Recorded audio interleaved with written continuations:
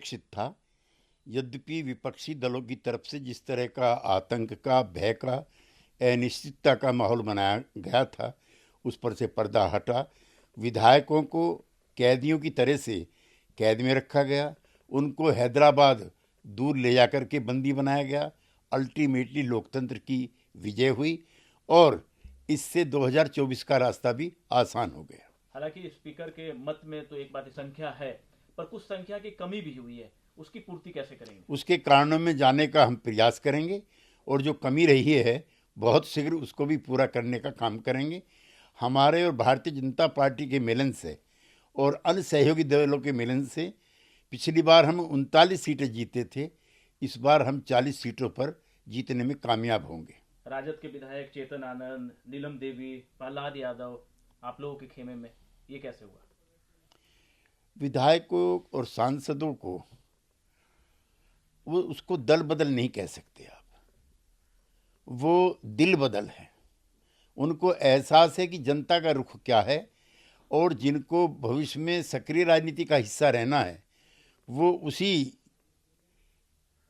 दल और धारा के साथ जाते हैं जहां जनता का मूड होता है। आज की तारीख में बिहार के यशस्वी नेता नीतीश कुमार जी, केंद्र में मोदी जी, दोनों मिलकर के 400 के आंकड़े को पार करने की दिशा में अग्रसर हैं। हालांकि तेजस्वी यादव जिन बातों का उल्लेख किया, नीतीश कुमार कार्यकाल में 3-3 बार इन्होंने शपथ लिया, इतिहास दर्ज कराने का काम किया है मुख्यमंत्री ने। तेजस्वी यादव का वक्तव्य गरिमापूर्ण है, वो हमारे भतीजे हैं, हम उनके लिए शुभकामनाएं देते हैं।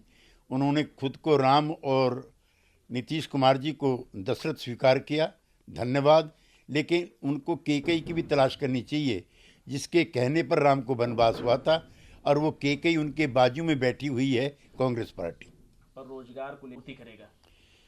मैं उनके वक्तव्य को सराहता हूँ।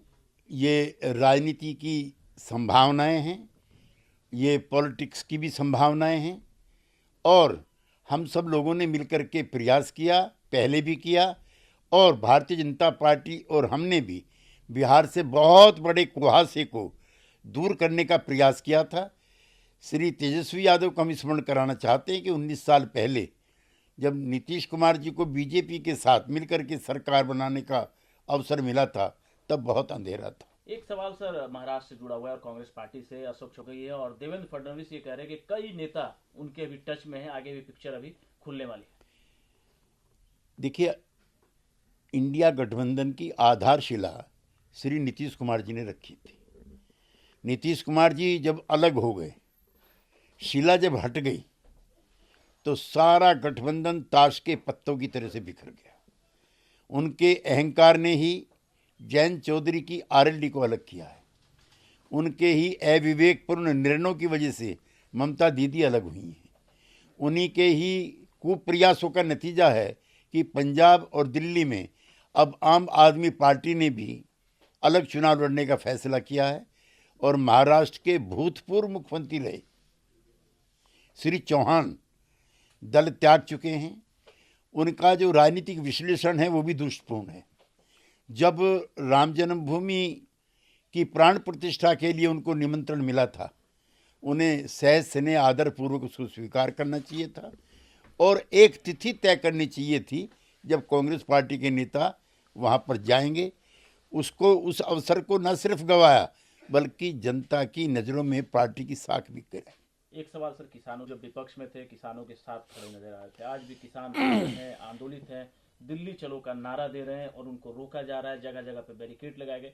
क्या आज भी आप लोग किसानों के साथ में खड़े हैं, उनकी मांगों के? हम किसानों के सारे सवालों का समर्थन करते हैं। जो रूरल इकोनॉमी है वो डिस्ट्रेस में है। हम पहले भी कहते थे, आज भी कहते हैं कि जो न्यूनतम समर्थन मूल्य मिलता है वो नाकाफ़ी है और जो तय होता है उस पर भी किसानों के साथ कभी खरीद नहीं होती। वर्तमान में भी हमारा सरकार से निवेदन है कि बल प्रयोग करने के बजाय किसानों के प्रतिनिधियों को बुलाएं, वार्ता करें और उनकी जो मांगे हैं उनको स्वीकार करें। आखिरी सवाल है, जिस तरह के प्रधानमंत्री के लिए शब्दों का इस्तेमाल किया था पहले, अब वो पाकिस्तान प्रेम झलका रहे, पाकिस्तान के जो सिटीजन है उनको एक बड़ा एसेट बता रहे हैं भारत के लिए और प्रधानमंत्री का आलोचना कर रहे हैं। इन्हीं सब विश्लेषणों की वजह से, इन्हीं सर्व पूर्वाग्रहों की वजह से कांग्रेस पार्टी अपने न्यूनतम स्कोर पर है। और ये सिलसिला और परंपरा अगर रही तो कांग्रेस पार्टी अगली बार दर्शक दीर्घा में मिलेगी।